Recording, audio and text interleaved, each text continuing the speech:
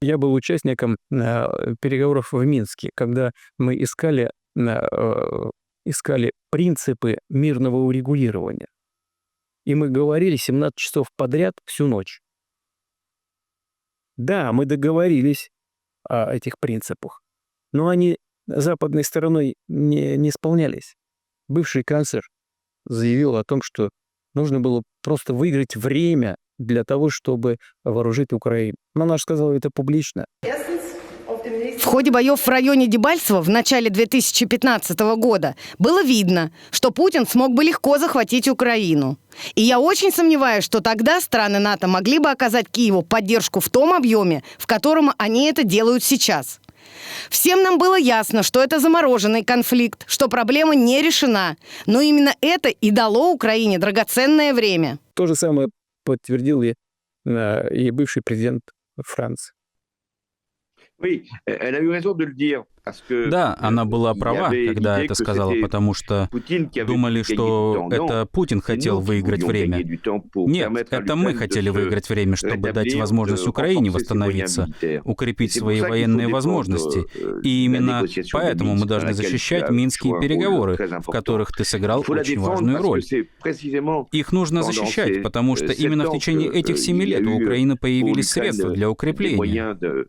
Они же сказали это, понимаете? То есть выяснилось, что наши западные так называемые партнеры, они и не собирались ничего выполнять. А нужно найти решение, которое бы положило не только конец сегодняшнему конфликту, но создало бы условия невозобновления подобных ситуаций на длительную историческую перспективу. Но вы послушайте меня.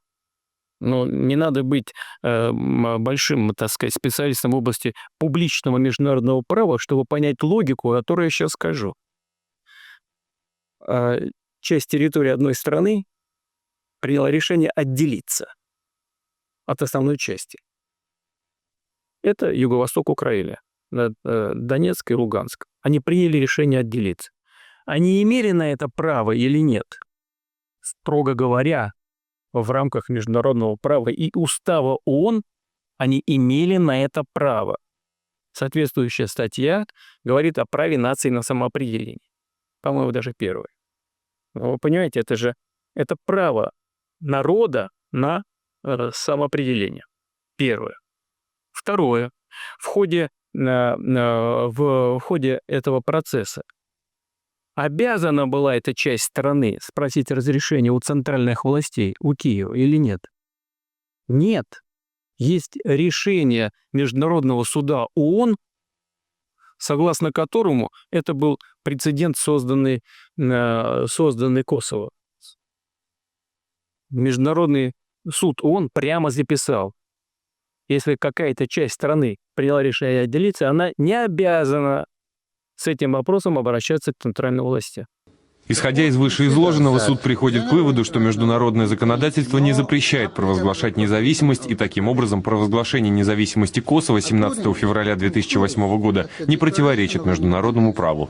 Тогда, в феврале 2008-го, независимость территории, которую в прессе часто называли мятежным сербским краем, в один день признали США, Великобритания и Франция. С тех пор парад признаний не прекращался. Все. Ну вот Донбасс отделился.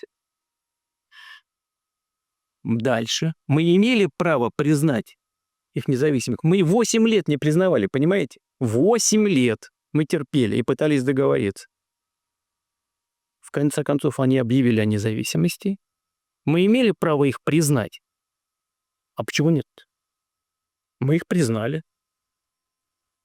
Но признав их, мы заключили с ними договор о взаимопомощи. Мы могли это сделать? Ну, конечно, могли. Мы это сделали.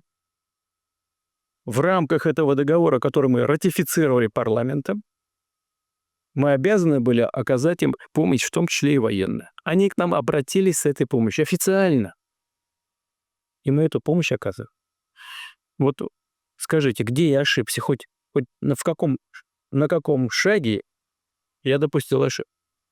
Но вы не найдете ее просто. Ее нет. Это все одно вытекает из другого. И уж когда я говорю про косовский прецедент, я помню тогда, что происходило. Тогда и западные страны, западноевропейские страны, США оказали достаточно серьезное давление на этот суд ООН. И он вынес это решение.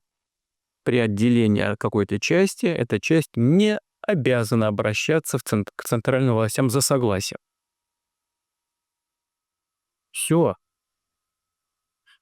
Понимаете, сами все своими руками сделали. А тем говорит, а как же вы так? А вот так. Вам можно, а здесь нельзя, что ли? Так не будет. Правила должны быть едиными. Только тогда они будут стабильными. А это гарантия безопасности для всех. Не за счет других. Вот ключевая вещь, ключевое звено.